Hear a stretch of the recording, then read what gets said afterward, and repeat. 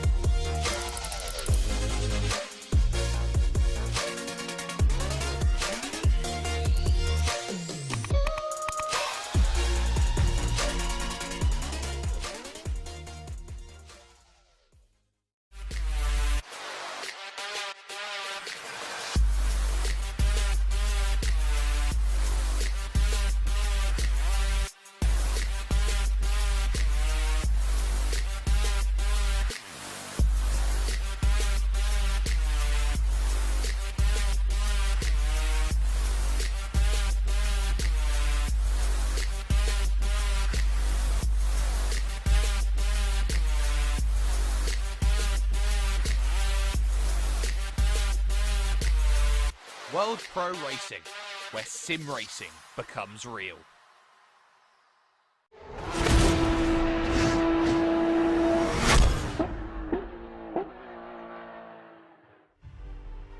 Tonight we head to a land down under, to the fearsome Mount Panorama circuit, as we find out who at the end of tonight's festivities will become the season champion for Season 3 of the World Pro Racing Assetto Corsa Competizione Sprint Series. It's Alex Goldschmidt and Nico Hilbrand.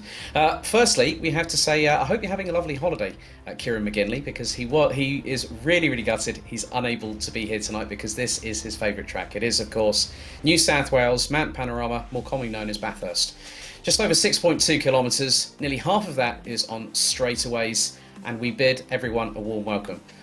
From those that are watching on the World Pro Racing streams on Facebook, Twitch, and also on YouTube, also TVM Sport, motorsport.tv, I think also the race as well. And of course, we have to say a big thank you to our partners as always, Gaming Malta, Thrustmaster, GT Omega Racing, HyperX, and AMD. Nico, firstly, good to see you again, my friend, after we took our own place with regards to the long haul stint at the Duo Series, which returns this coming Tuesday. It's been rather interesting coming into this round. Tinko van der Velde from the Netherlands, Sidemax Motorworks, took the victory ahead of Harry Spears, with Richard Schaeffer running out the top three last time around. It's looking rather interesting at the top, but they've got a very fearsome challenge in store for them tonight over the half-hour race. Absolutely, and I mean, one of the biggest things about Bathurst, of course, is if you're fast around the mountain, that's one thing, but you will have to run low downforce nevertheless, because otherwise you're not going to get past anyone on the long straights. And I think all the drivers here are aware of that, and especially just getting close to the wall here, I think people will get caught out by that as well. Yes, indeed. Places such as Griffin's Bend, Quarry Corner, the Cutting, McPhillamy, the Dipper, Skyline. I've seen it where people have actually done 360s on Assetto Corsa Competizione, of course, Forest Elbow, where Chaz Mostert a few years ago in the Ford Falcon unfortunately had his 2014 Super Cheap 1000 efforts come to an end. Conrod Straight, where these cars will be pushing close to their top speeds, which will be in the region of 280 to 285 kilometres an hour. And tonight we decide a €500 prize fund. The winner will get €250 in their pocket. Second will get 150, and third will get €100.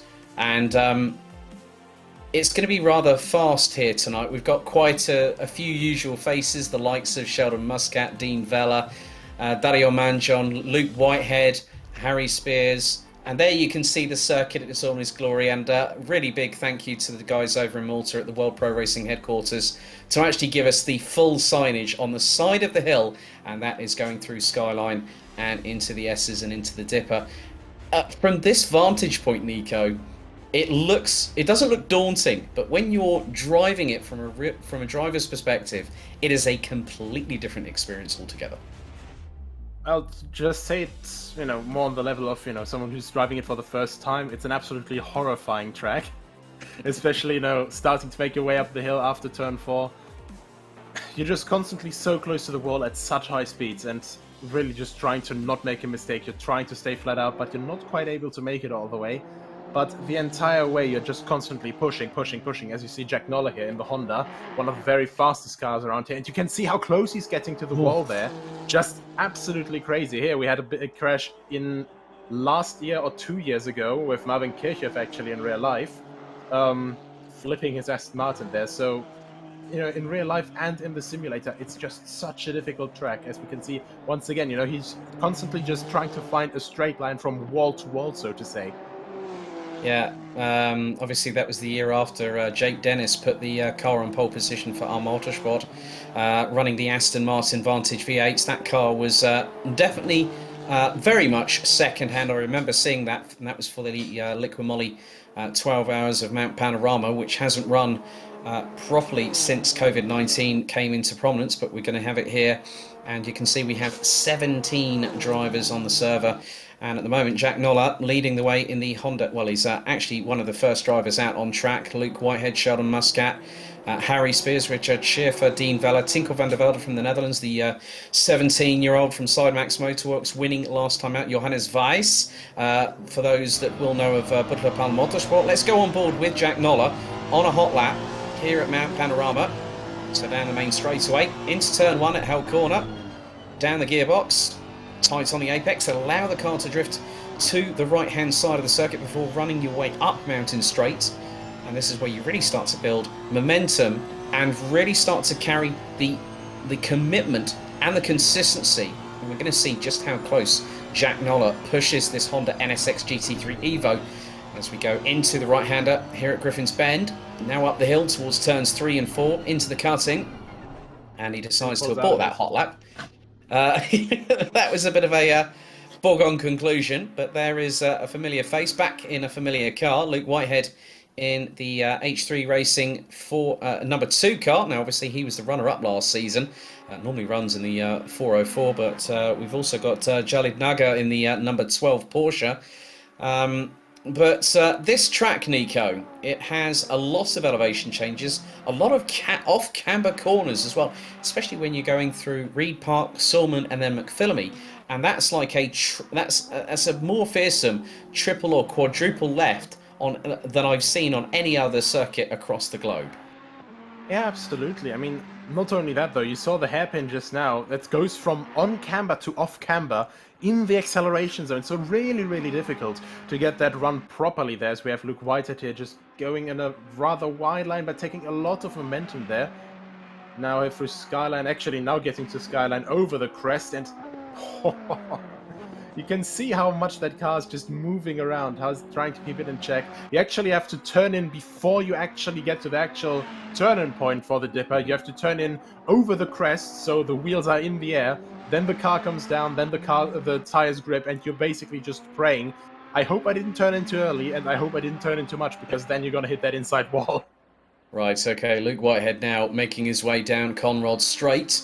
Now the chase was actually brought in to facilitate with the World Touring Car Championship back in the 90s, if memory serves me correctly, and they're pushing over 280 kilometers an hour. They're going to bring it down, they're going to scrub off a hell of a lot of speed, probably the best part of nearly 160 kph going through the chase, which is turns 21 and 22.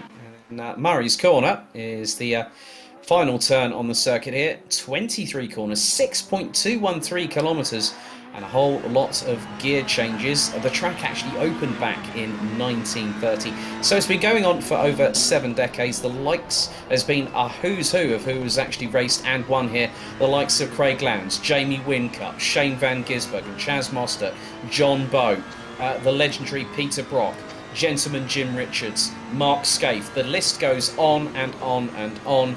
And this particular circuit is part of the Intercontinental GT World Challenge run by SRO. So now we go on board with Luke Whitehead through the right-hander here at Griffin's Bend, up the hill. And as you were saying, Nico, he's really trying to carry that momentum through up towards the cutting. And as you said, you can see that he's trying to turn the car in, but there's snap-on oversteer on the back end of the Ferrari, mid-engined, rear-wheel drive, 3.9 litre, twin-turbo V8, pushing out around about 700 newton meters of torque. And what's more, through the steering inputs we see, it's a very fast and frantic lap around here, because you don't really get any chance to breathe unless it's from Hell Corner to Griffin's Bend on the Mountain Straight, and from Forest Elbow down to the chase via Conrod. Yeah, absolutely. And I mean, adding to that, that was very close for him there. Had to bail out of that for a moment. And actually, that was one of the things that I was going to call out. Hey, it's not really commentator's curse if it hasn't happened yet. If you didn't know that it was going to happen, right? Well, it's all your fault, Nico. But basically, I was going to note, Luke Whitehead had quite a bit of trouble getting the car turned in there. There was basically, if you miss the turning point a tiny little bit there through turn 3 and 4, slide a little bit wide, you get into the marbles and you're already sliding wide. The next big problem, which I'm sure the more observing people have already noticed, current track temperature is 45 degrees Celsius. Now that's not quite as high as we had last weekend at Portimao for the 8 hours of Portimao in the World Endurance Championship, which was 50 degrees at the start of the race already. But 45 degrees at this track where you can't really allow yourself to make any mistake, where you're constantly pushing on the limits at above 200 kilometers an hour. So you're going to have some downforce, but you're still, of course, really reliant on the tires. And Simon Wozarek really trying to push there, even taking some of the curbs. And yeah, really showing how far on the limit you have to be driving, but also how far you have to be in control here. Yeah, Simon Vosarek, one of two drivers, along with Regan Mitchell in the 69 Lamborghini Huracan GT3 Evo. Leading the timesheets at the moment is Harry Spears in the 285. He finished second last time out at Autodromo Nazionale di Monza. We've been from Laguna Seca to Imola to Kyalami, back over to Italy at Monza, and now we are right across the other side of the globe as Vosarek hustling that Lamborghini, running in the Orange One Triple F Racing Team colours. Will normally run in a white or a black variation. That team has been in GT3 action for quite a few years, and also has its own esports team, as there's a few other cars coming through the chase. Having a look on the YouTube chat, we've got a couple of drivers that are thinking that Gergely Consabo is going to win tonight. Have you had any reaction on Twitch, Nico? No reaction so far, at least as far as I could see. However, we still got a couple of viewers here, and I'm sure that they'll also have their say in some of the racing action later on. Indeed. So you've got, that looks to be, you've got the likes of Sheldon Muscat and also Jack Noller. There's Regan Mitchell in the SimSport Racing number 69 Lamborghini, making his way through Forest Elbow. And here at this particular part of the circuit, you've really got to keep it close to the wall as you come out onto Conrod Straight. And that 5.2 litre naturally aspirated V10 absolutely howling down the main straightaway. So this is what I love about GT3 racing, that you have such a mix, a cornucopia of different sounds from these engines. We don't see any Audis, which are the sister cars to the Huracan GT3 Evo. We do see Porsche, Lexus, Lamborghini, Ferrari, Honda, Bentley and Mercedes as well. And Harry Spears, the only Mercedes driver in this field. Tinko van der Velde opting for the Ferrari in the number 66. Regan Mitchell goes P7 with a 2-minute 1.863. But Harry Spears is 3.5 tenths. So Sheldon Muscat has found the wall, going through the S's and into the dipper, and brought out the yellow flags. That Honda NSX looking rather second-hand at the front of that particular clamshell bonnet. There's Luke Whitehead now. Oh, he does exactly the same, but on the other side of the track. Whoops. Dean Vella in the RPM Esports number 54 Honda NSX. So there are three being run by the Maltese crew. A regular, all three drivers here on the Assetto Corsa Competizione platform. And it looks like that could be Shininkami just up ahead. There's Dihej Naga in the H3 number 12, well, the H3 car, the number 12, going up Mountain Straight and into the right-hander here at Griffin's Bend. And tight on the apex, even though the Porsche here, Nico, is the heaviest car out of all cars that are being used here tonight.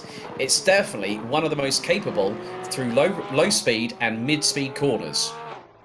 Yeah, absolutely. And I think especially at the climb here, you have so much traction in the Porsche due to the rear engine layout. And, you know, especially at the start, I think you can catch people out. But then, the rest of the way down, you know, because these rear engine cars have such a tendency to go full pendulum on you, you know, the rear end really likes to switch around if you're not in complete control. For the downhill way, down the mountain, you're really fighting for survival, and then, well, you're basically starving on the straight, because the Porsche really isn't a big straight line car nowadays, so it's quite a difficult track for the Porsche, of course, but the strength definitely lies at the start of the lap. Yes, indeed. Just coming up to just over 3.25 minutes in this free practice session. We'll have a 15-minute qualifying session and then a 30-minute sprint race to decide the winner of the 5th and final round of the World Pro Racing Assetto Corsa Competizione Sprint Series for Season 3. If you do want to find out about upcoming events here on World Pro Racing, which does include the likes of the forthcoming Multinational GT3 Championship fueled by Enemed. The registrations close very quickly. I think it is next Friday that they will close, and then there will be qualifying, semi-final and final stages, which will see which driver that is over the age of 16 and is a Maltese national that will represent Malta at the forthcoming FIA Motorsport Games, which will take place in Le Castellet at Circuit Paul Ricard later on this year. That will be October.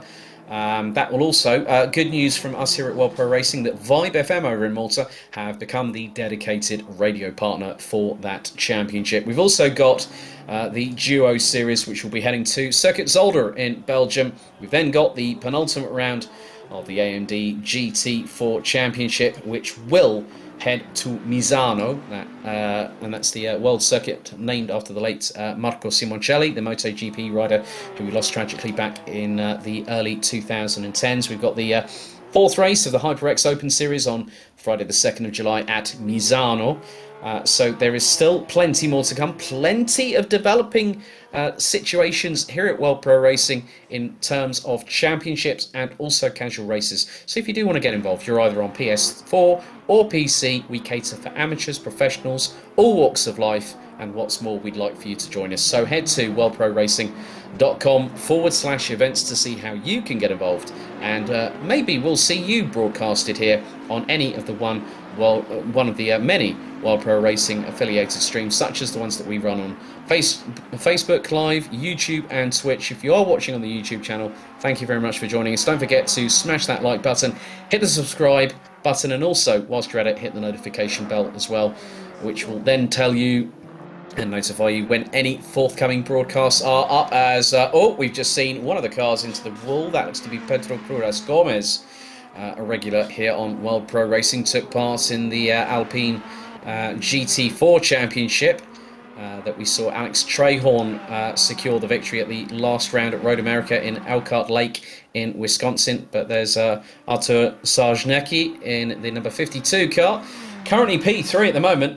But Nico, at the moment, Harry Spears and Jack Nolla leading the way as the yellow flags are out once again. Yeah, and they seem to be quite comfortable there. They are, well, absolutely just having a blast, so to say.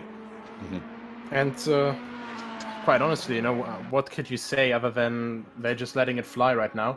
Of course, Jack Nolla, of course, finding a lot of confidence in his Honda right now, and that is good like that, because the Honda, really a difficult car to get the proper grips off, because it's just simply such a unique car.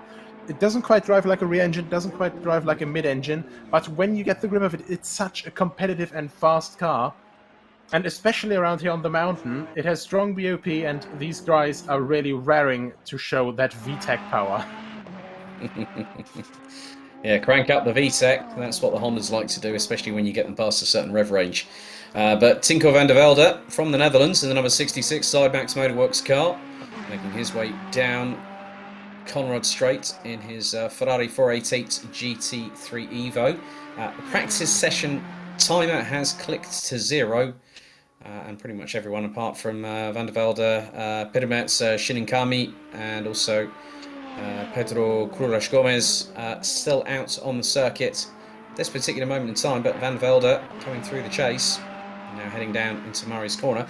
Currently 9th at the moment at this particular moment in time, as the number 66 will come across the line very, very shortly through Murray's corner. And does Van der Velde improve? Goes P3 on that one, as the checkered has now flown out. There is Silva Pimets, the Estonian, in the number 23 Lexus RCF GT3. And Pimets company 16th at the moment, 2 minute 4, but goes P12 after that particular occasion. Azuka Langley Shininkami, in the number 3, the Japanese driver, coming through for a sailboat. Down in 16th position at the moment as Pedro Cruz Gomez, still the number 43 car, is out on the track. So we'll have Shininkami and Gomez being the last to cross the line. And it'll actually be Gomez before Shininkami. And I love the way that the blips on the throttle as the 4-litre flat 6 Porsche comes through into the chase, as Gomez will now cross the line. And the number 3 Porsche now will also do the same, and that is it for the session. But Harry Spears was leading the way on that one. Good to see Tinko van der Velde jump up from P9 to P3 in that session, but now it's the all-important qualifying session. And with the fact that these drivers are doing around about a 2 minute 5 or so, it's going to be difficult to get that in and out lap rather crucially. And if you make a mistake, we've seen it during the practice session, Nico, the walls here at Mount Panorama are relatively unforgiving. Absolutely. Not only that, but if you really want to get the best out of your entire qualifying session, that first lap will be a little bit slower, you know, just warming the tires up, getting the tires up to temperature and pressure as well, but also not getting too much temperature into it. Of course, we're on a track where it basically melts the Pirelli tires away. And after the last F1 Grand Prix at Baku, we're quite used to that side already, but hopefully let's not talk about Pirellis and Baku. I think there's been lots of fallout, especially between Red Bull, Aston Martin and Pirelli themselves. But if we can, let's see if we can head back to the circuit, because it looks like qualifying is now underway. Drivers are circulating on the track. Track temperature still 44 degrees Celsius. Even though it's a sprint race, Nico, tyre management is going to be crucial, especially when you're going through, like you say, cambered and off-cambered corners. These sidewalls of these tyres are going to be absolutely tortured to death, and it's about who manages it most in the hot weather conditions, but also make sure that they manage the fuel correctly as well, because you don't want to underfuel, and that could really cause you a problem later on in the race. Yeah, that as well. That also, certain drivers, you know, we know a lot from our interviews from earlier this season already. Luke Whitehead, for example, he prefers to stay very aggressive on the tires. After all, it's just a half-an-hour race, so, you know, these tires are supposed to last for at least an hour.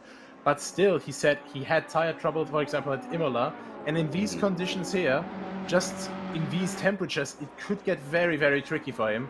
Especially then with the contrast, you know, of the Bentley boys here with Richard Schäfer and Johannes Weiss. These guys are very, very good on tires. They are completely used to this car at this track already, having driven this in the SimGrid World Cup already. So it's really going to go down to the wire. We can't forget about a person that's also in that squad as well, yourself, because you've been running in Split 2 of the SimGrid World Cup, which heads to Donington Park next week for qualifying and for the 12-hour race. But we now... I totally didn't forget about that. I know you totally didn't forget about it. I made sure I just reminded you. Just, you know, it's what mates do, isn't it, at the end of the day? Even though I don't compete on a sim rig, I'm an absolute nightmare behind the wheel of a sim rig. And they caught you on camera. Brilliantly done by the crew over. Thanks, guys. Yeah, 2 thumbs up from me. But now we get to the real sort of aperitif before the main course, as Tinko van der Velde really hustling the Ferrari. And one of the big things about qualifying is having track position, because van der Velde is effectively the yardstick for the rest of the competition. When you look at who's behind him, the likes of Harry Spears, Luke Whitehead, Jack Noller, Sheldon Muscat, Simon Vosarik, Dario Mangion, Shikinami in the number 3 Porsche, Dean Vella, Pedro Cruz Gomez, you know, and then you've got the likes of Johannes Weiss and Richard Schäfer, who are like 13th and 15th out. The good thing is that they'll be able to see what the sector times are from the rest of the opposition, but also how they're able to managing their own setup in qualification. Yeah, absolutely. But one thing that there is also going to be a lot of looking at right now, you can see there with that Honda right behind Harry Spears' Mercedes. These guys are also looking for a draft. It does seem a little bit insignificant, simply because these cars just get really fast down the straight anyway. But these 2, 3, 4 kilometers now that you can get down the hill, that amounts to 1 to 2 to maybe even 3/10 down the entire way. And Tinko van der Velde completely had us on and already finished here. Yeah, and Harry Spears has already got into the sub 2-minute ones. He's put in a 2-minute 0.903. And if memory serves me correctly, Harry Spears will be running the non-Evo version of the Mercedes. I have commentated on him in multiple different championships, and I've never seen him use the Evo version of it, even though the Evo version has 100 Newton meters more at the displacement of the 6.2 litre naturally aspirated V8. And for those that might want to correct me, saying, well, the road car's got a 4 litre twin turbo V8. Yeah, well, the GT3 they did the old if it ain't broke don't fix it, and still kept the 6.2 litre naturally aspirated V8 under the bonnet. Jack Noller rounds out the top 2 ahead of Sheldon Muscat, and they're separated by, what is it, 57 thousandths of a second. There's Johannes Weiss from Butler Palm Motorsport, the 271 Bentley. He's about to come through Murray's corner, and let's see what his lap time is. P7. good running there. Bentley have actually won at the Liqui Bathurst 12 hours before. So has the likes, I think if I remember correctly, ACMG won it with Nissan back in 2015. Mercedes have won it as well, and there you go. There's Harry Spears, non-Evo Mercedes, and there's Jack Noller trying to get that draft. I mean, you're probably going to get no more than about, what, a tenth of a second advantage through the draft down here? And down here, it would actually be quite surprising. The thing is, you have to be close enough. If you're within 7/10, maybe you get half a tenth advantage. If you're within 5/10 and the downforce stuff fits well. And that's just two of the things that calculate into this. You know, the gap that you have and, you know, what kind of downforce setting you are running. But it also counts into what car's running in front of you. Because if there's a Honda running in front of you and they have a low downforce setting and you're in a Bentley, for example, you're not going to catch them either way. Yeah, very true. As Sheldon Muscat now makes his way down the Conrod Straight. No one in front. We've got some more people in the YouTube chat. Chris CBO says good luck to everyone tonight. Q says go on Luke. So Luke Whitehead's got a supporter. Hoping it's going to be more than one supporter. But Sheldon Muscat about to complete another lap in qualifying. As Gergely Kunsaba in the Honda goes up into P9 on a 2-minute 2.325. Sheldon Muscat, will he may be able to make some inroads this particular time around? No, that lap was just over 0.4 of a second slower, and he does a return to garage. Johannes Weiss from Germany in the 271 Bentley now hits the anchors in that Sherman tank of a Bentley right there, and he gets through the chase nice and easily up towards Murray's Corner under the Liquid Moly Bridge. So we'll see if Johannes Weiss goes a little bit quicker, because he is, and that's a good time in the Bentley. He's up into P4 on a 2-minute 1.539 and ahead of teammate Richard Schaefer. So the Bentley rounds out the top 5 from the two guys at Butler Palm Motorsport. So good showing from them at the minute. Yeah, absolutely. And well, Johannes Weiss actually wrote to me just before the qualifying session started, well, actually a bit before that, that he had to do a 1.5-hour drive, and if he was going to miss the briefing, then he was going to be very, very sorry. And if I could ask Justin and all that. So yeah, he was really worried that he wouldn't even make the race, simply because he had to drive to university and all that jazz. But, well, seemingly hasn't slowed him down one bit, and definitely still got the will and the strength to perform here, despite the absolutely brutal temperatures that we currently have in Germany as well. Yeah, a far cry from what we've had in, well, the United Kingdom. We're probably about 15 degrees cooler than what you guys are over in Germany, but we did have our fair share of a heat wave, highs of around 28, 29 degrees Celsius earlier on this week, which kicked off my hay fever big time. And that's not something, you know, that's something that I have to be worried about sneezing in front of people. Especially with the current situation. But Gergely Kunsabo improves on time and actually improves ahead of Dean Vella. So the number 11 Honda goes up into P9. Regan Mitchell in the Lamborghini from Simsport Racing rounds out the top 8 as Nugger in the number 12 Porsche, currently 13th in the minute. Will now come around the final corner and will look to set hopefully an improved lap time. There's Luke Whitehead flying that Ferrari through the S's and through the dipper down towards Forest Elbow. And you can just see how hard he's pushing. And there is that's Dean Vella just behind in the Honda NSX. So coming to the last 5.5 minutes of qualifying, but at the moment Harry Spears by just over 0.17 of a second. Quicker than GT Omega RPM Esports Jack Noller, with Sheldon Muscat in the number 14 sister Honda to the number 36 of Noller. They round out the top 3. Johannes Weiss and now Tinko van der Velde makes it 4 different brands in the top 5. So Van der Velde effectively the meat in the sandwich, the Ferrari meat and a Bentley sandwich in qualifying at the moment with 5 minutes on the clock to go. Whitehead puts in his first lap and goes 10th, but then instantly drops to 11th position. So he's currently on a 2-minute 2.1. Sheldon Muscat. Now see how hard he's going to push in the Honda NSX. So let's keep on board with the number 14 down through into Forest Elbow. And glances the wall on the inside. Whoops, that's not what you want to do when he aborts the lap there. I think it's just a little bit too much over rotation. Here's Tinko van der Velde coming through the same section. Nice and clean from the number 66.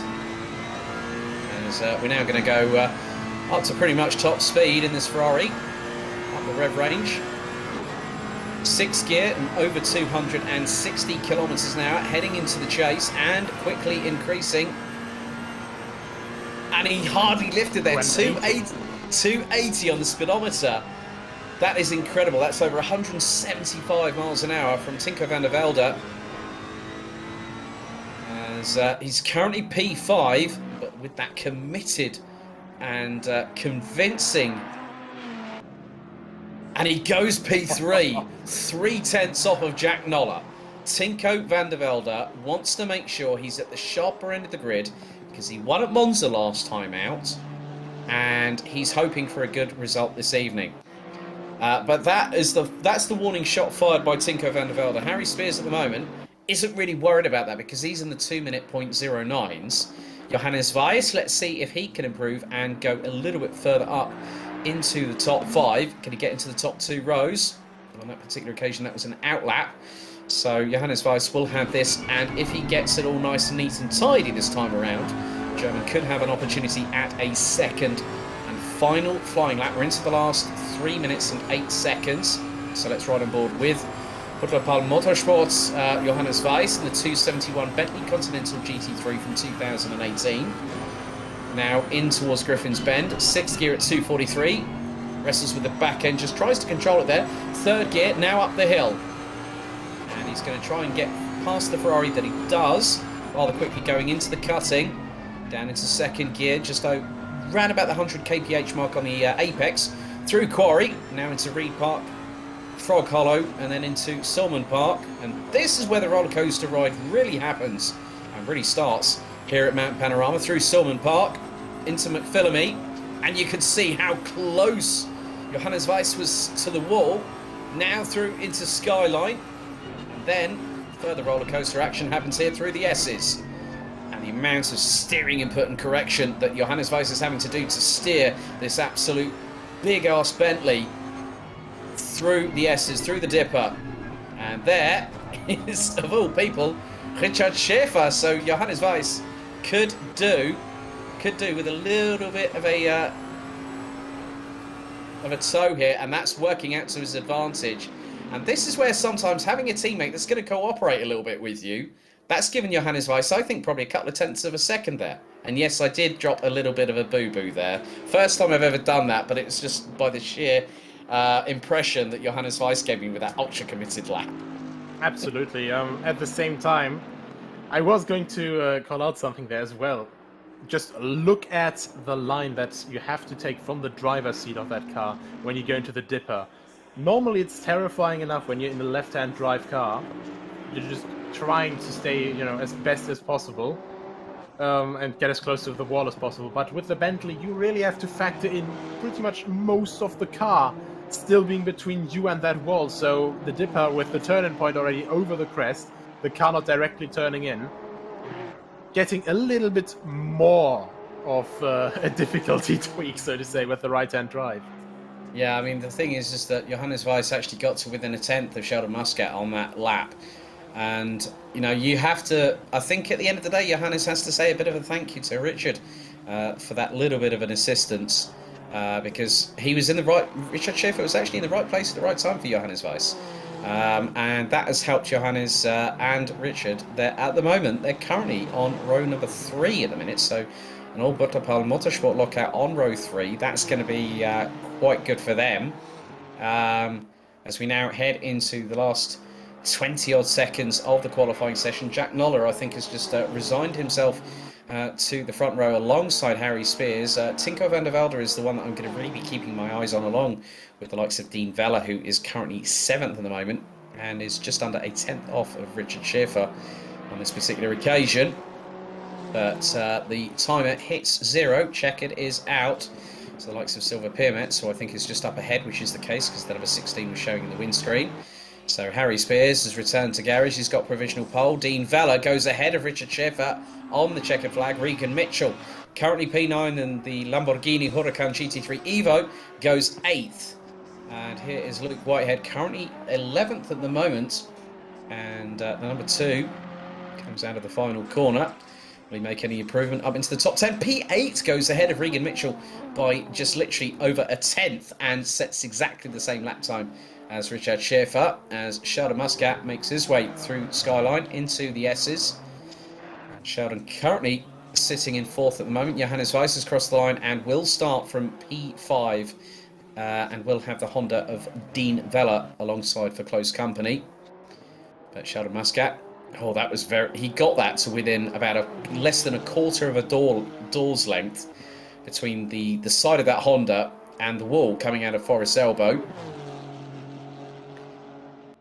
And it's just really interesting to hear the different engine notes here as well, because if memory serves me correctly, that Honda is actually the lowest displacement on any of the cars here. 3.5 litre, twin turbo V6 engine. Normally would have a hybrid setup. It was the road car.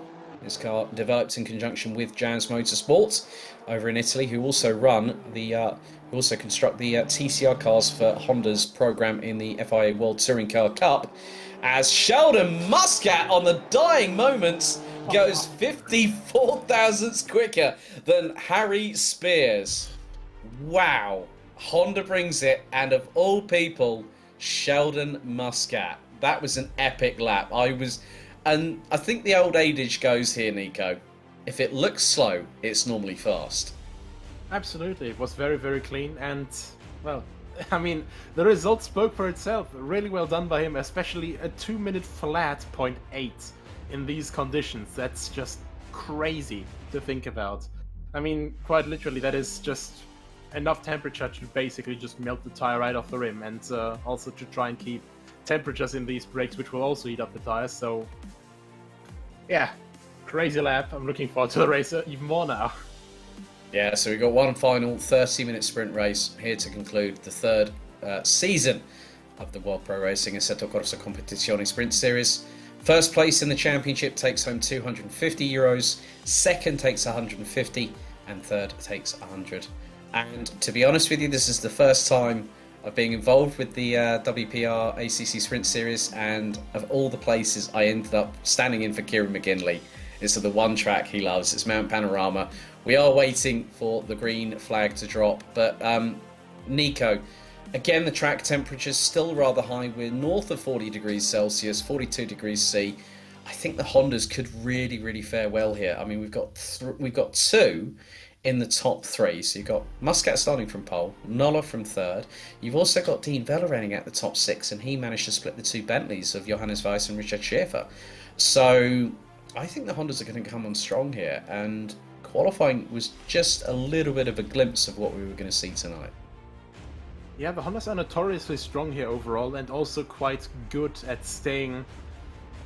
keeping the tires, so to say, well alive in hot temperatures.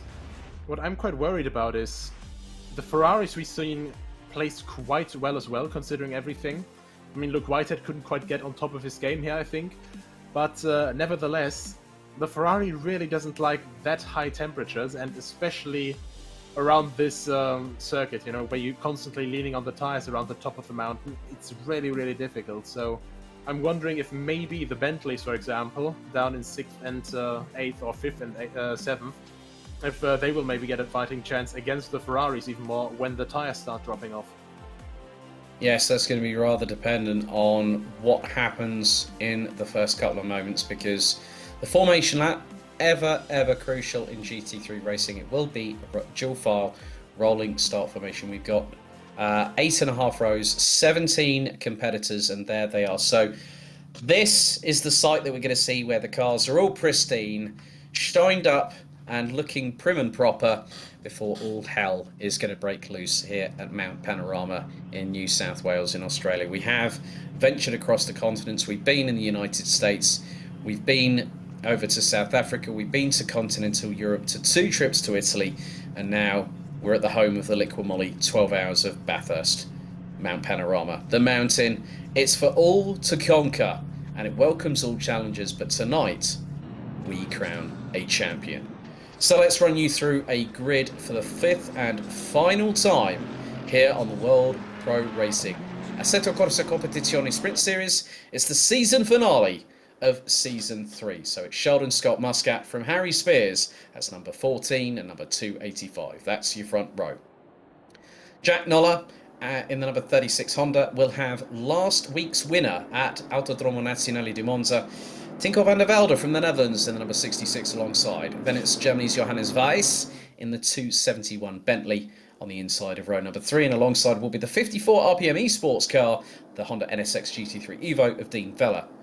Richard Schaefer in the 42 Bentley will have the number 2 of Luke Whitehead in the Ferrari alongside. And then it's Regan Mitchell in the 69 Lamborghini Huracan GT3 Evo. Then it is the number 52 of Artur Samecki in the 52 Ferrari. Then it's Gergely Kunsabo in the number 11 Honda. Pedro Gomez in the 43 Ferrari. Then we have the number 77 of Dario Mangion in the Lexus.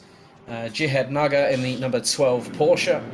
Simon Vosarek in the 63 Lamborghini Huracan GT3 Evo. Silver Pirmets, the Estonian, a regular here on World Pro Racing.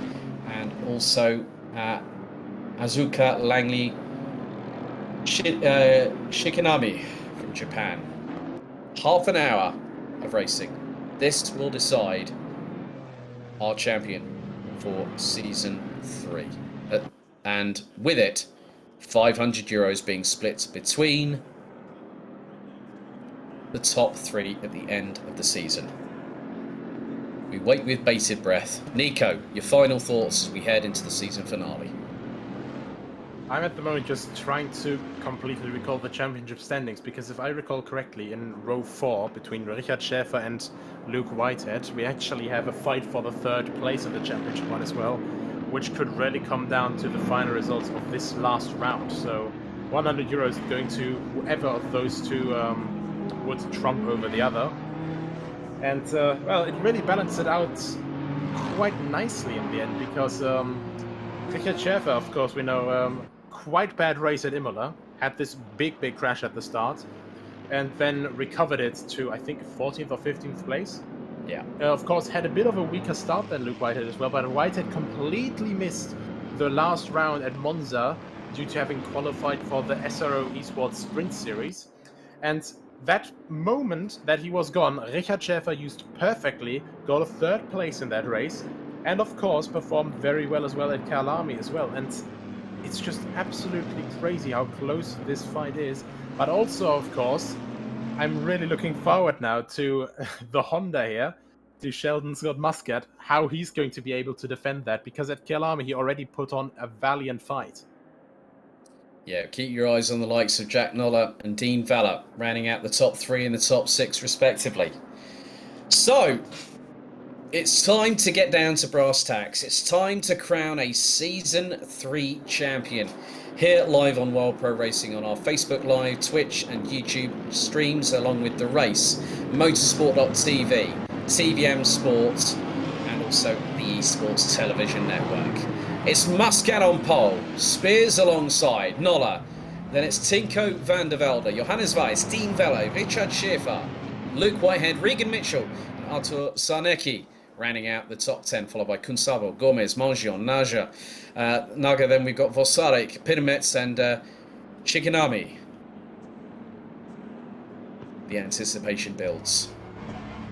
We're now riding on board with Harry Spears out of Murray's corner. Are we ready? Are we set?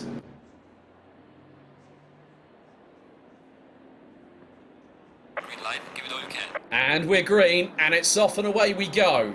And a good start. Harry Spears gets the jump on Sheldon Muscat, going into Hell Corner for the first time. Nolla and Van der Velde nearly side by side coming through the corner, but there's been a bit of an incident behind. Pedro Crules Gomez off. Looks like Shikinami has also gone off, but Harry Spears has got the jump on the rest of the field as the non-Evo Mercedes goes up mountain straight for the first time of asking. There looks to be Jack Nolla fending off the likes of possibly, just waiting until they come through, yeah, Johannes Weiss. And Dean Vella also trying to get his elbow stuck out. And stuck in as well as Tinko van der Velde, very close to the wall, going through into the cutting for the first time of asking. And there's Sarnecki ahead of Dean Vella. That's for 8th and 9th. Gergely Kunsabo still in 11th behind Regan Mitchell.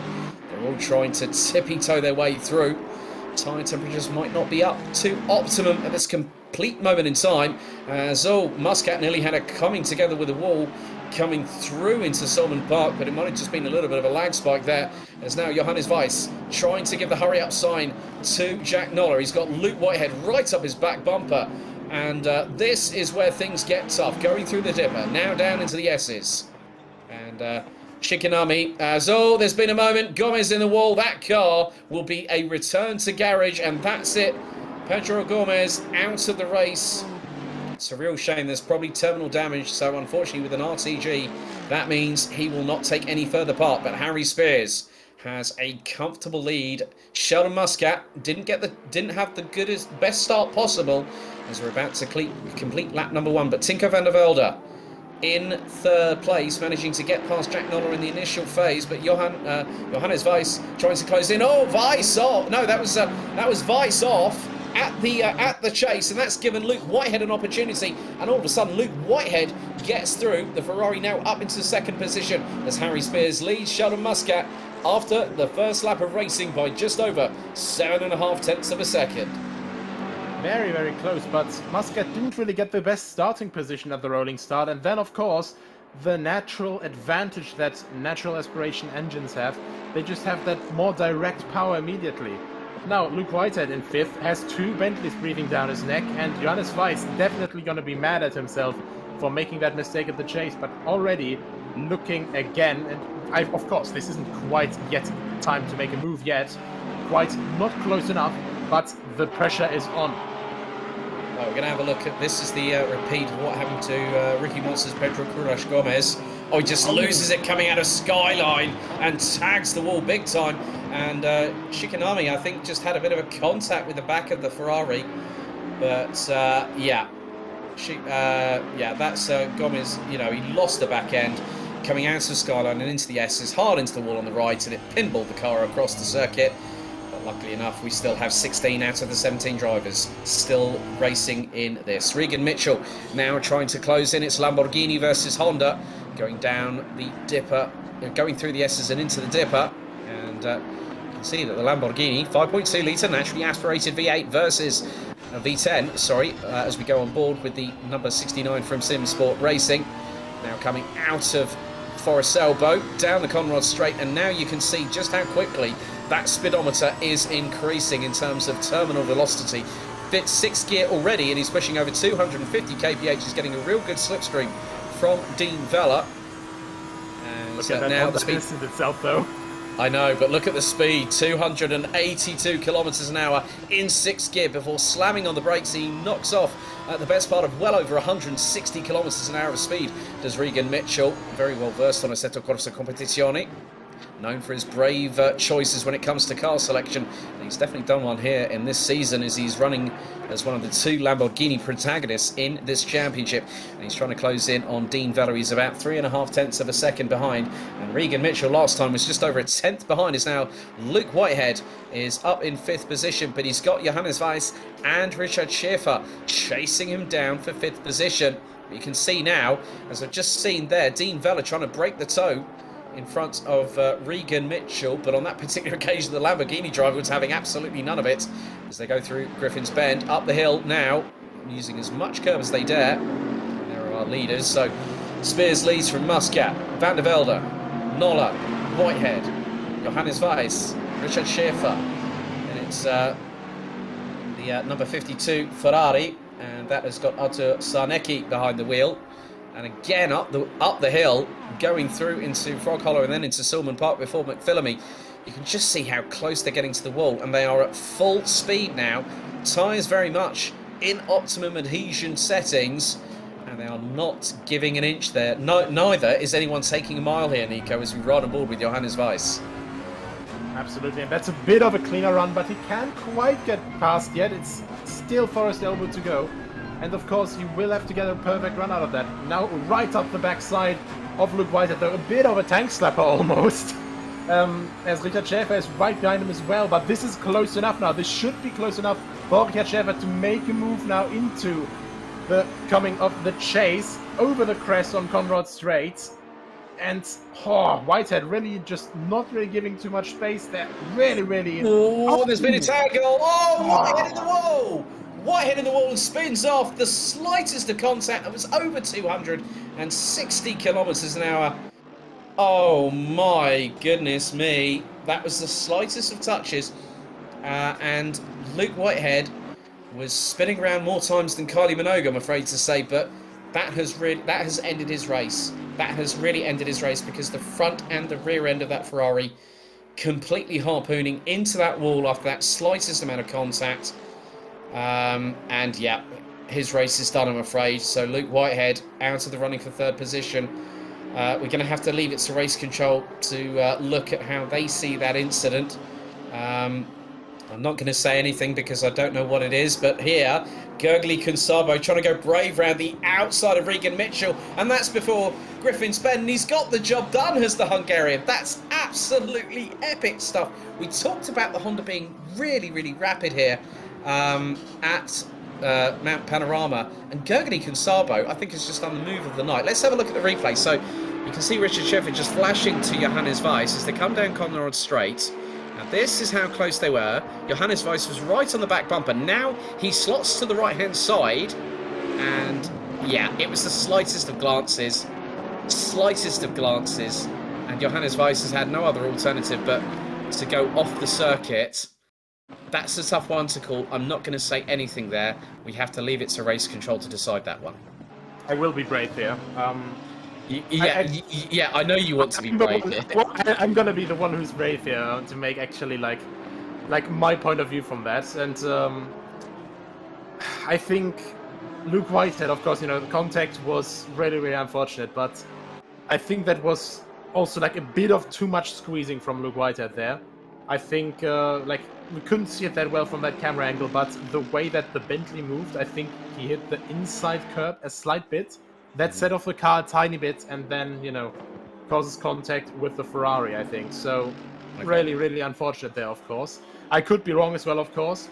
It could be a little bit of netcode there as well, or just maybe a wrong observation from my point. But that was quite a lot of squeezing from Luke Whitehead, and that, it was just an unnecessary risk for himself at that point, I'd say. In other words, the jury's out then, Nico. That's all I'm saying Yes. on that one. We'll leave that one like water under the bridge. Okay, right. We've had a report from Race Control. Thank you for George Muscat. Racing incident. So they've called it as a racing incident right there. Swift decision there from our FIA accredited stewarding team. Race director Adrian Figalo and race steward George Muscat. And so at this particular moment in time, what we have here is that a lot of drivers are still going to be pushing like crazy. There's one of the Hondas. There's Tinko van der Velde, and that will be Jack Noller just behind. And this is where things are going to be rather exciting for the next 20 minutes and 47 seconds. But Harry Spears leading at this particular moment. So, yeah, it's going to be quite interesting how things develop, and at the moment I'm just wondering about the championship ramifications. I'm just trying to get them confirmed at the moment. So yeah, I mean, at the minute, Tinko van der Velde won the previous race at Monza. Harry Spears, who's leading at the moment, was second. Richard Schäfer, currently sixth, was third, rounding out the top three silver Peermets. Now obviously one of the other big things was that the 271 of Johannes Weiss was fourth across the line, but post-race was dropped to 11th for a post-race penalty. Not sure what that was for. However, the thing is that Johannes Weiss has come into this race completely fired up, hasn't he? Yeah, absolutely. And, you can always see it from the Bentley boys, whenever they can have a bad race here and there, but, they don't let themselves get put down by that and still always attacking. So really admirable, those two guys, also really relaxed guys just in person. So yeah, just all around good guys, and just always trying to have a fair fight. So yeah, no, that's fair enough. So there's Gergely Kunsabo with that absolute howitzer of a move around the outside of Regan Mitchell and the number 69 Lamborghini from SimSport Racing. So down to 15 we go. Unfortunately, Pedro Crueles Gomez out on the very first lap, and Luke Whitehead out on lap number 3. So we still have 15 cars rounded out by Azuka Langley Shikinami from Japan, well, representing the nation of Japan. And but this battle's going to get rather close here in personal. Zarnecki being chased down by Dean Vella, and at the moment Zarnecki is actually slightly quicker by nearly a tenth over Dean Vella, but that Honda could start unlocking that potential purchase on the circuit. That was a tank slapper and a half for Dean Vella, and I think he just clipped the wall coming through Skyline. Oh, that was definitely a clip. Yeah, that was clipped. That's code brown there, right there and then for Dean Vella, I'm afraid. It's really, really difficult to completely judge that correctly, because you're just trying to take all of the momentum with you through that. Literally just all of it. Try to stay on the throttle as much as possible, because you have that slight little lift just before the turning point, but on the exit, try to go as wide as possible. Go a bit too much on that curb. Go a bit too wide, or a bit too hard on that curb, and that car will come around on you. So really unfortunate there for Dean Vella. Yeah, so that has meant that this battle here is now for 8th position. Dean Vella's now dropped to 10th place after that hit into the wall, and you can see the Honda just behind. Yellow flags out on the circuit, and that will possibly be for maybe an incident with the number 3 Porsche of Shikinami, who is down in 15th, but the yellow flag has been retracted. It's Gergely Kunsabo. Right, okay, let's have a replay here. Now, this is what happened just a moment ago. This is going through into McPhillamy. So now through McPhillamy. Too much on the grass. Too much on the grass by the right rear. And, he's caught not just... he's gone pirouetting as well. It's the perfect way around again. Oh, crikey. So, yeah. That was a bit of a save after that contact with both walls on both sides of the circuit. But Dean Vella has now got to pick up the pace if he can with that damaged vehicle. But he'll try and do his level best. But Gergely Kunsabo still ahead of Regan Mitchell, and we're now getting towards the halfway point of this race. 16 minutes and 45 seconds still to go, and the lead from Harry Spears to Sheldon Muscat is just over 2.5 seconds. And now you can see that Johannes Weiss and Richard Schaefer trying to close in on Jack Noller. Jack Noller, who rounds out the top 4 at the minute. Noller is about a second behind Tinko van der Velde. So the likes of the Honda and the Ferrari, we were thinking that they might get away. But the Bentleys flying in formation at this particular moment in time. 5th and 6th place. As now Richard Schaefer closes to within 3.5 tenths of his teammate Johannes Weiss, as they are just over 2 seconds adrift of Jack Noller, who now has lost out to Tinko van der Velde by about another 4 tenths on the previous intermediate sector. And there is the GT Omega RPM Esports Honda.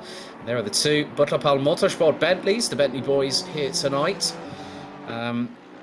both from Germany, as they now head into Murray's Corner.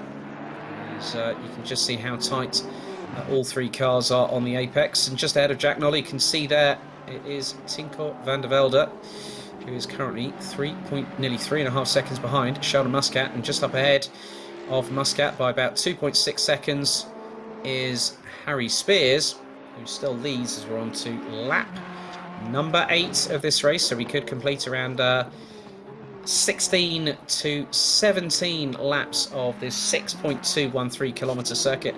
Zarnecki from Poland in the number 52 Odyssey Ferrari is about 3.5 seconds behind Richard Schaefer as he goes through Griffin's Bend, up the hill towards turns 3 and into the cutting. Halfway down, halfway to go. Now, was there a little bit of a moment there for Johannes Weiss? I think he touched the wall ever so slightly, so now that's unlocked Richard Schaefer, who started to hurtle his way into the distance. Either that or he got a little bit wide, you know. It's very easy to do that at that point of the track, so yeah, maybe a little bit of a mistake, maybe also just him thinking, well, you know, Richard can maybe go a little bit faster. I'm just going to try and hang back for now and go behind him then. Because, of course, now that they're in clean air, basically, they will try to catch up. Oh, Jack Noller, if possible, but that is a different one. I think there was a car with the number 4 at the back. Well, hang on a second. I've just seen a moment involving Jack Noller and Sheldon Muscat. So... That was Sheldon Muscat. No. Well, I've just seen that is Sheldon Muscat. The guy that was running in second position...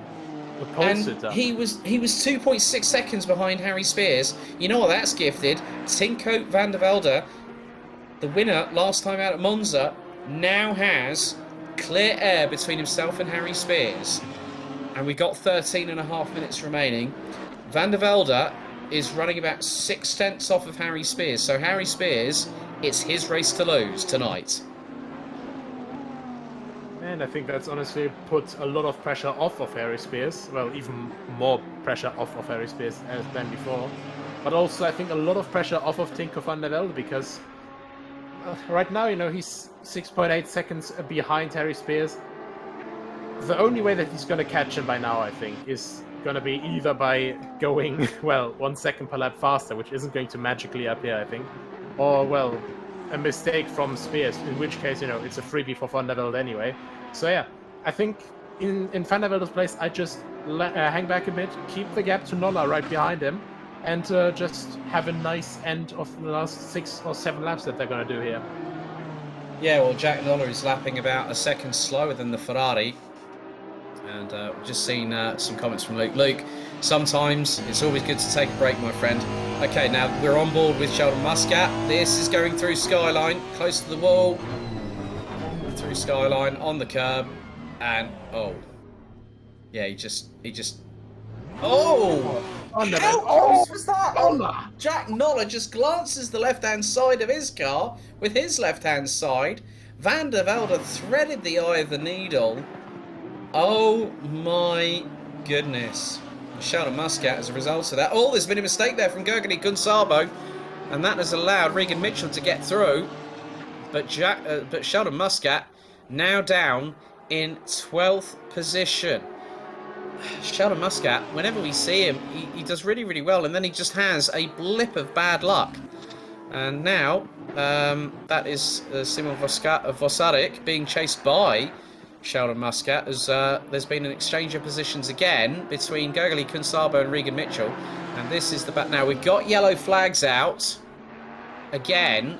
Now, I'm wondering who that is for. That could be for the number 12. And that's Naga in the Porsche, who was just coming through the dipper and is actually beached there at the moment. So that's why the yellow flags are out. And, oh, that's another retirement. We are down. And Dean Vella is in the pit lane as well, apparently, in the 54. Well, I'm just going to have a look on here. Dean Vella is actually showing in the pits. God, I knew this was going to be a race of attrition. I didn't realise it was going to be that significant here, Nico, because we've had 5 out of the 17 drivers retire from this race. Silva Pimetz is out as well. Yeah, I mean, you said it earlier, you know, who's going to conquer the mountain, but if you fall down a little bit wrong, then the mountain's going to conquer you. And that is just, quite frankly, it's Bathurst. There's always going to be death involved for 1 car or 2, or maybe 3 or 4 or 5, you know? So it's really, really difficult, of course, to keep it consistent. On that note, though, quickly, Sheldon Muscat, with that off, you know, with that very dangerous position that he found himself in, huge call-outs to him. His first motion wasn't what we would see in any open lobby, for example, you know? That, you know, you would just disable traction control, spin your way back around, even though, you know, some cars are still coming on. First reaction from him was reverse gear, immediately get off the racing line, let everyone through, and then he turned around. So, yeah, shout out to his sportsmanship there. He held the brakes, and that was the best thing he could have done. He held the brakes there. We just saw Dean Vella on a replay just going through into the pits. I still remember when, very famously, Shane van Gisbergen and Maho Engel were in the same Mercedes-AMG GT3, and van Gisbergen pushed the car to the limit and literally wrecked the front end. And I still remember how frustrated and how angry Mauro Engel was that Shane van Gisbergen actually threw away a race victory at the Le Mans Bathurst 12 Hours for Mercedes that particular weekend.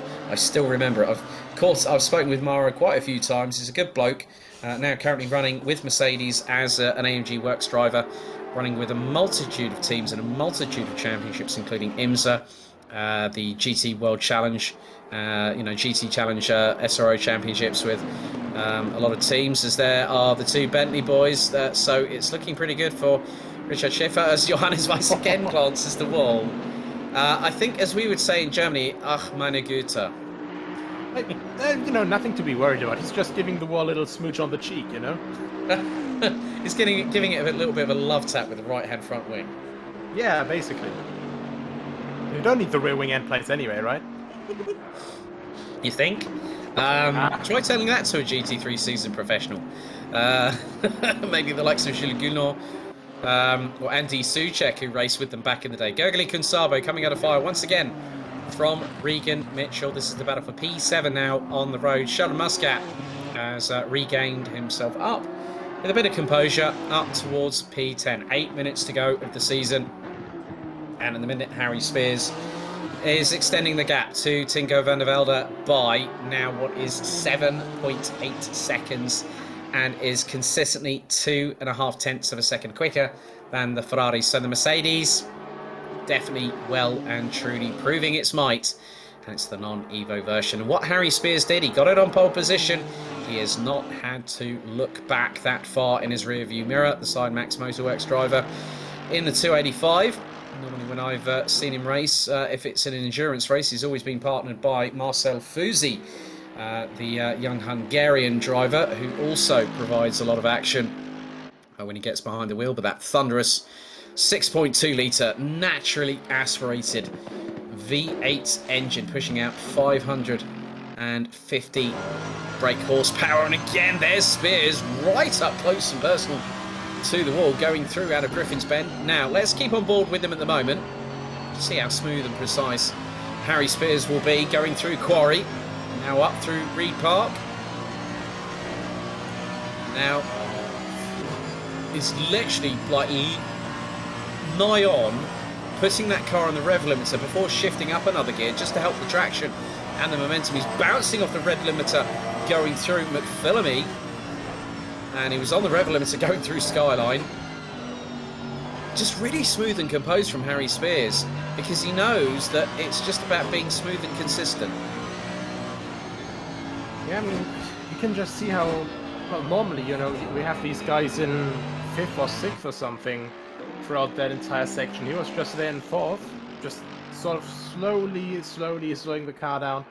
And he's just really just owning the track right now. Just no excessive movements, just everything is completely smooth, even over all the bumps.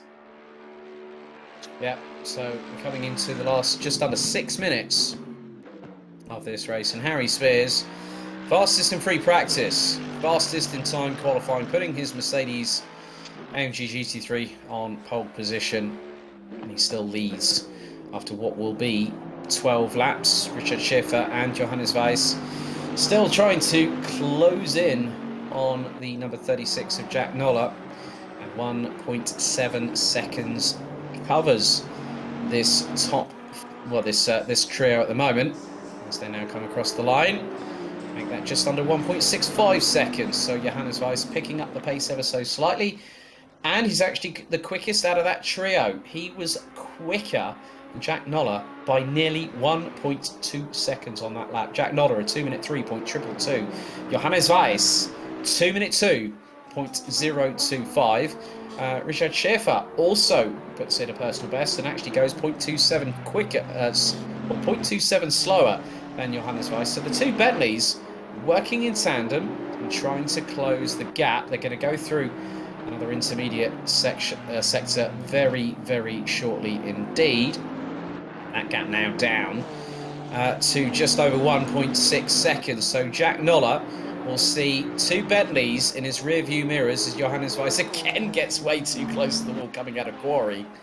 Oh my goodness me, Johannes Weiss is not giving an inch nor taking a mile. He's trying to put that Bentley on the absolute perfect race line as they now go through Skyline.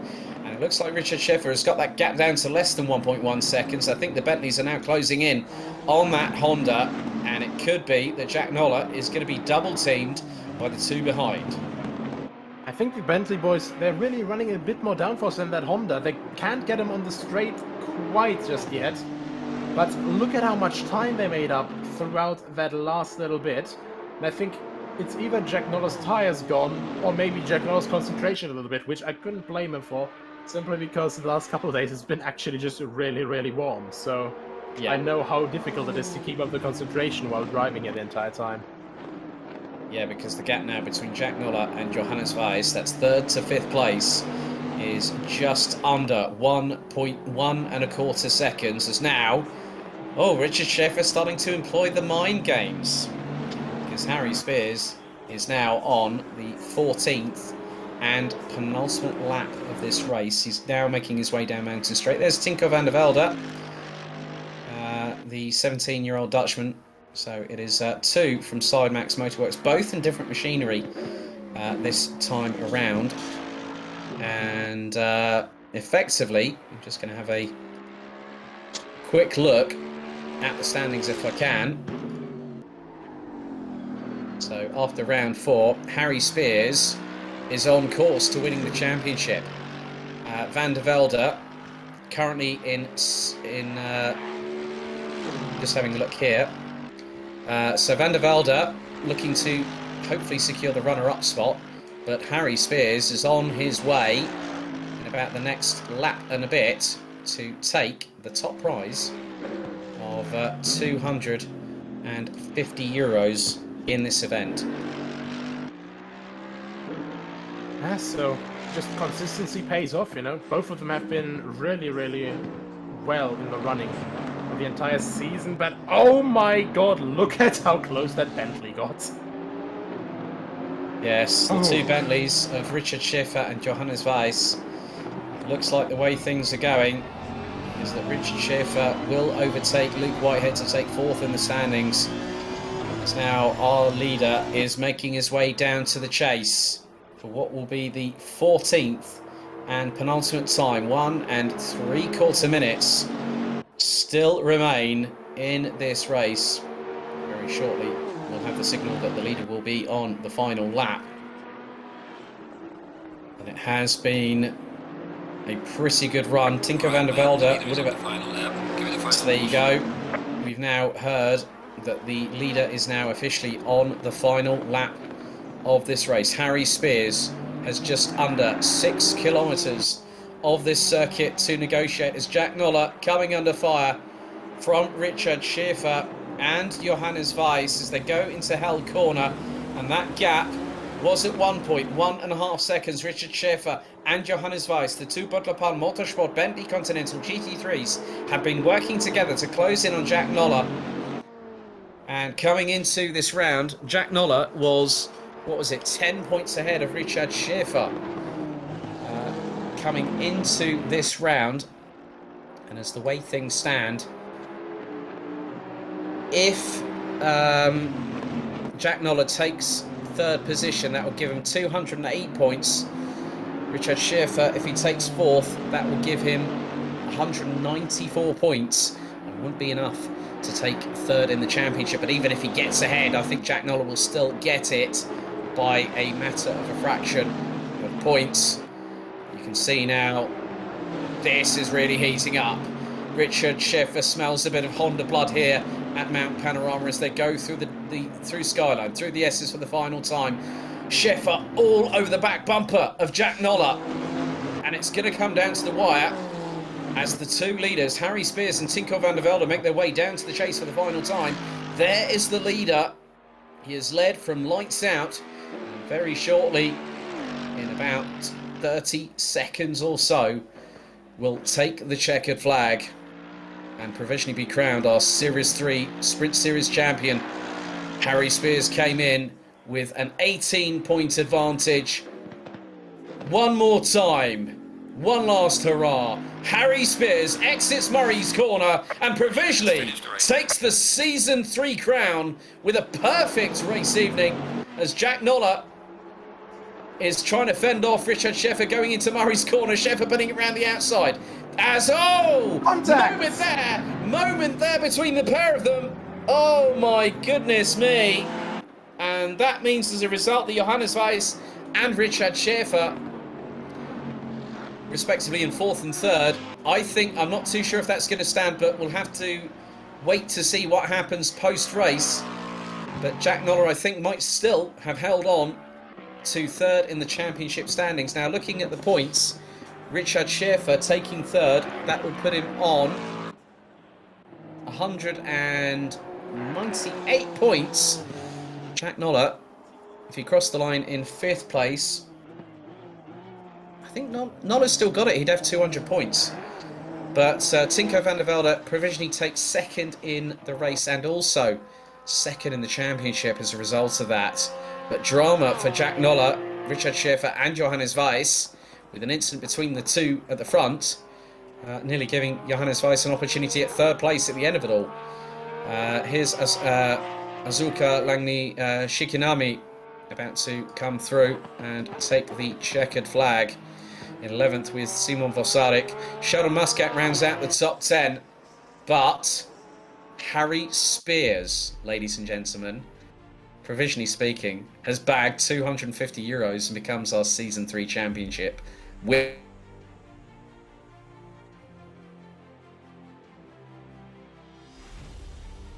Oh, honestly, it's a combo that we've seen so often throughout this entire season. In different combinations, to be sure, but either way, the team has just completely blown everyone else out of the water, I think. They've been performing very consistently all throughout the season, and just with such a great amount of preparation and, such a great amount of racecraft as well. It's just been really fantastic to watch these guys go. Indeed. We're going to just wait to see if we can have a chat with a few of the drivers, hopefully to close out the season. But Harry Spears provisionally has taken home the Season 3 crown on the World Pro Racing Assetto Corsa Competizione Sprint Series.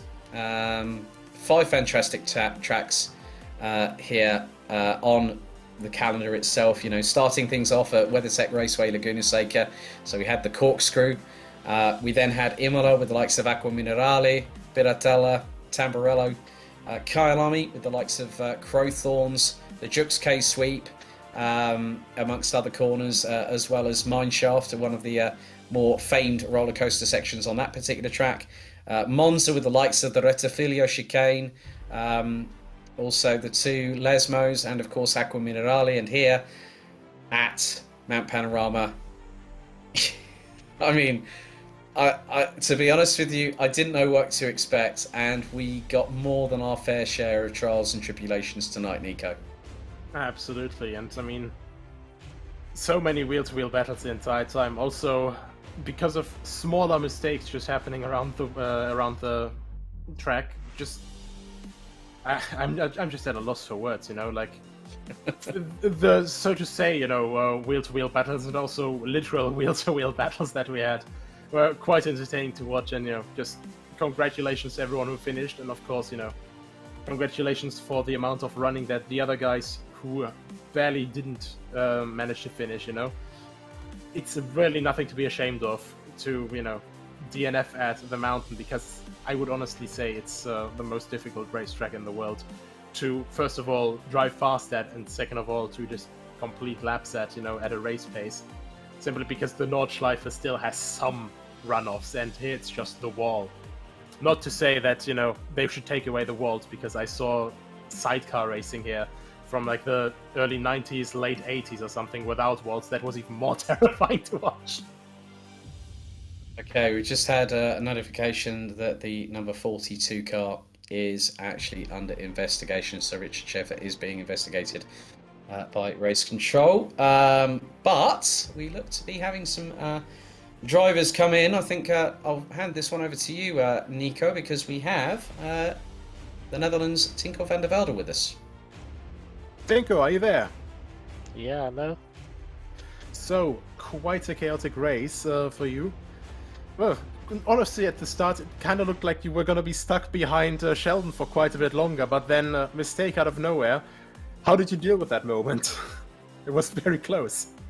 Yeah, it scared me a lot, of course, but I just avoided it and then went on. That's pretty unfortunate for him. Yeah, but either way, very good pace from you all the time around. Did you have any trouble with tires, so to say, in these very scorching hot temperatures? Well, actually not really. I bumped the brake ducts really high, so a lot of air could get in, and so they could cool down to really cold on the straights, and that helped my tires to go down a bit more. So it wasn't that bad, and I managed the tires well. I think you could see at the end as well that my pace was just as quick as Harry, and I left the others behind because my tires were still so good. So, a long game as well, just trying to keep the tires alive a little bit longer in these hot temperatures. Overall, you think you could have fought for the win earlier on? Like, if you had gotten past Sheldon earlier, or not quite the pace today? No, the Mercedes and Harry is just too quick for me.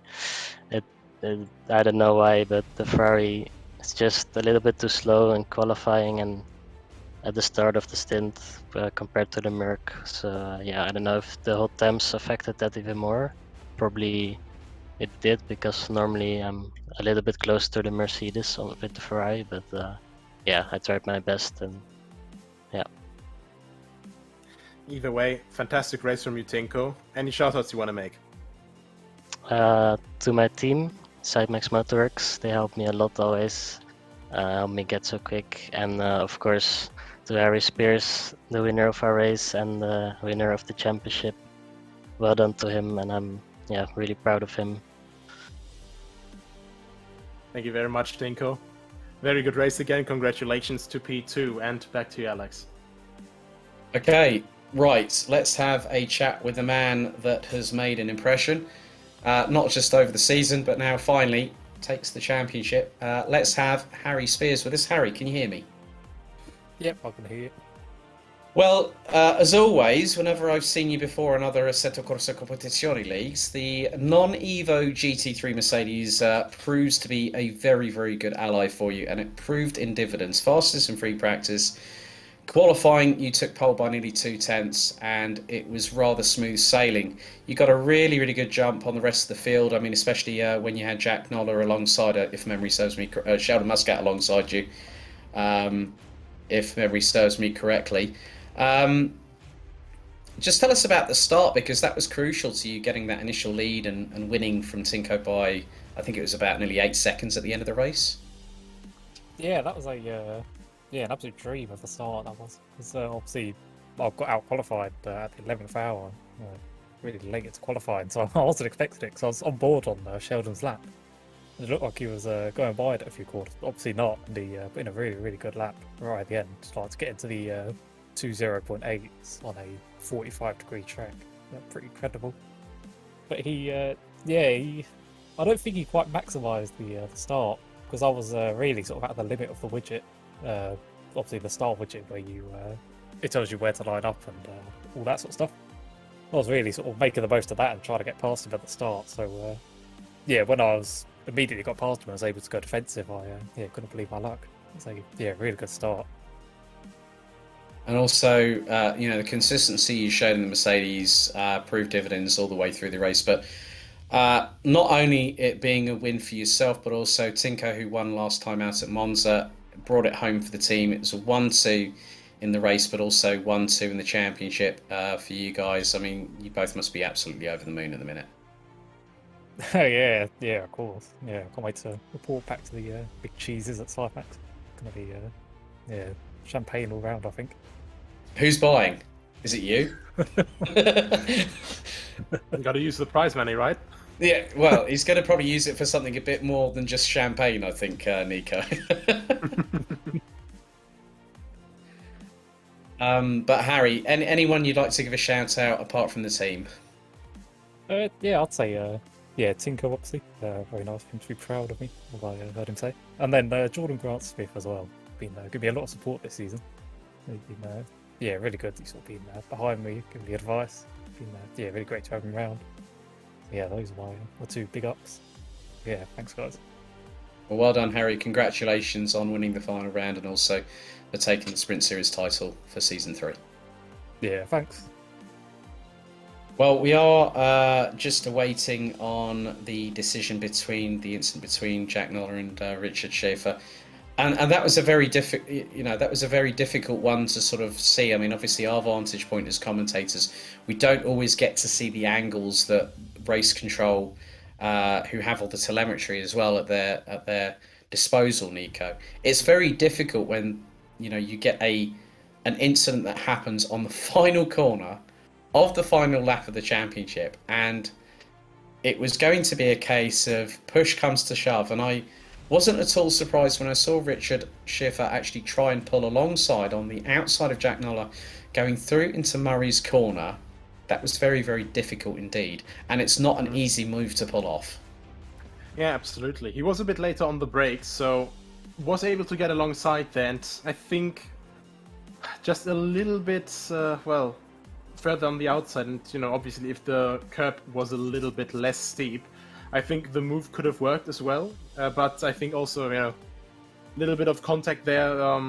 Noller got the car thrown a little bit forward from the curb, and then of course, not a lot of space there. So actually, we have the verdict as well. So Schaefer got a 5-second penalty for that, probably because of not leaving enough space.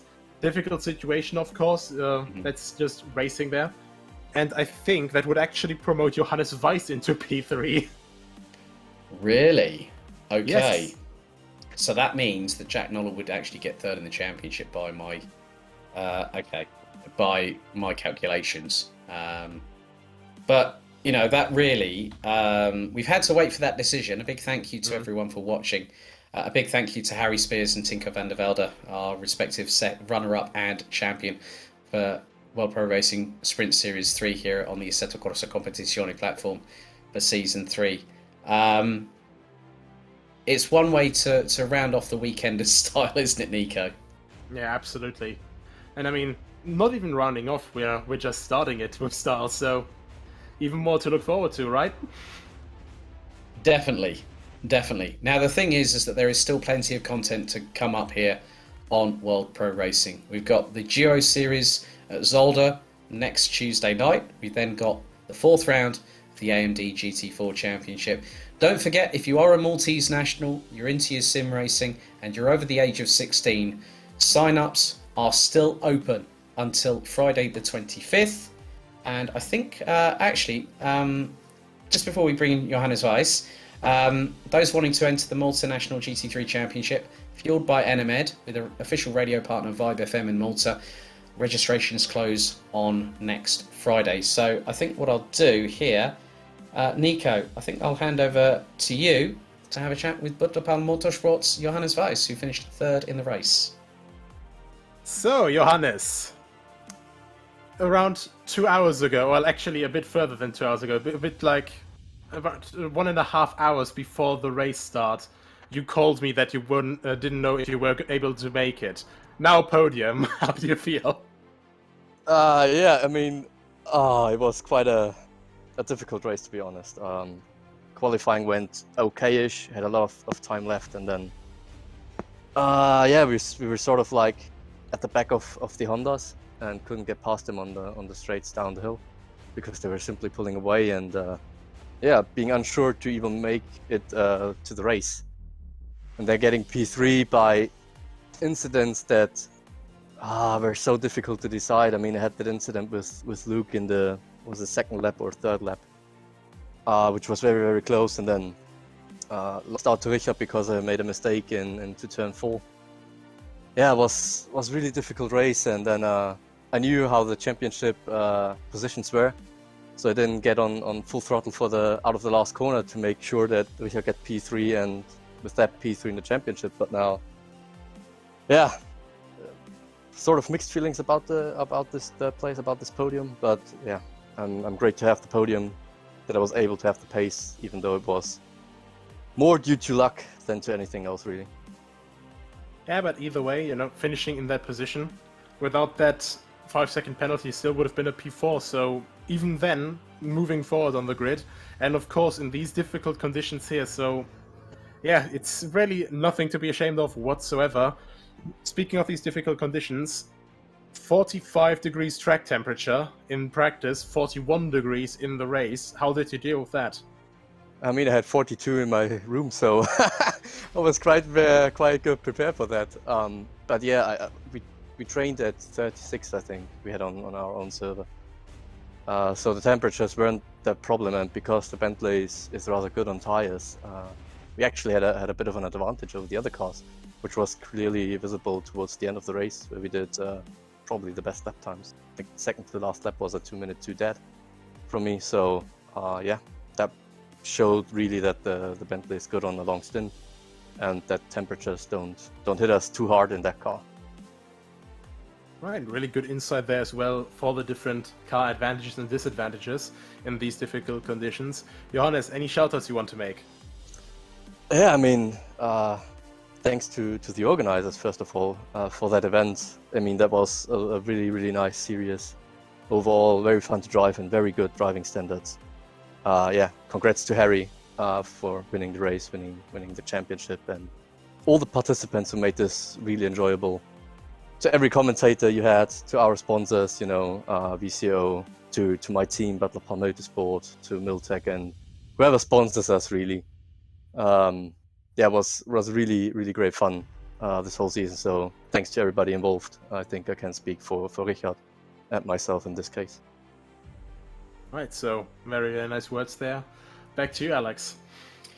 Well, that really rounds up things here on the season finale, round 5 at Mount Panorama for the 3rd season of the World Pro Racing Assetto Corsa Competizione Sprint Series, live here on Facebook Live, YouTube, Twitch, TVM Sport in Malta, motorsport.tv, esports television, and the race. A big thank you as always to Gaming Malta, Thrustmaster, GT Omega Racing, HyperX, where we're all gamers, and AMD. A big thank you as always to my partner in crime. Good to be back with this man again, Nico Hillebrand. A big thank you also to the team in World Pro Racing over in Malta, to Justin Mifsud, Adrian Figalo, George Muscat, Nathan Vella on the broadcast and race director team. That is it from us. Thank you very much for watching.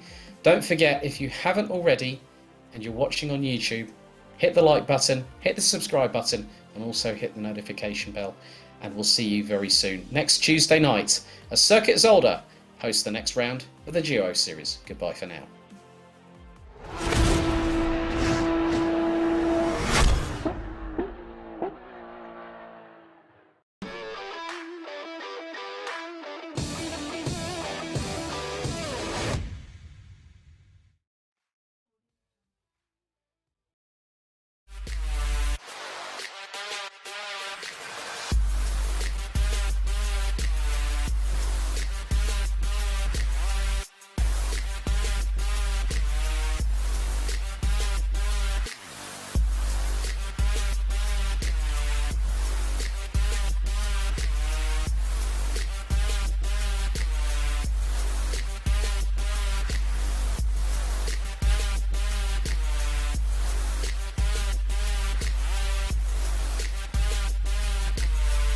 World Pro Racing, where sim racing becomes real.